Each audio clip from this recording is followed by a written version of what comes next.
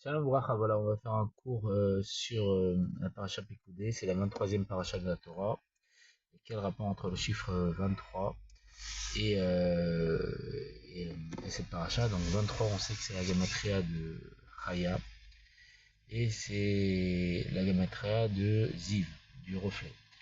Donc c'est quoi Chaya et le reflet? Chaya, on sait que c'est le niveau d'âme qui est lié au Mazal, le niveau d'âme de notre âme qui voit Dieu. Et comme il voit Dieu, Mazal c'est la chaîne Nozel, il fait couler la Emunat Hashem, il fait couler la foi en Dieu. Et donc, qu'est-ce qui se passe? C'est Pekoudé, c'est l'inventaire, donc le décompte du peuple juif, parce que on sait que le début est enchevêtré dans la fin. Shemot, c'est après un paracha, on parle des noms des noms donc du peuple juif, et on sait que toute la Torah, ça représente les noms de Dieu, et que les juifs, en eux, il y a une partie de Dieu. Dans une partie de Dieu, il y a tout Dieu, comme dira le Keter Shem Tov. Et donc, en vérité, c'est les noms, c'est les différentes manières d'exprimer, de dévoiler Dieu.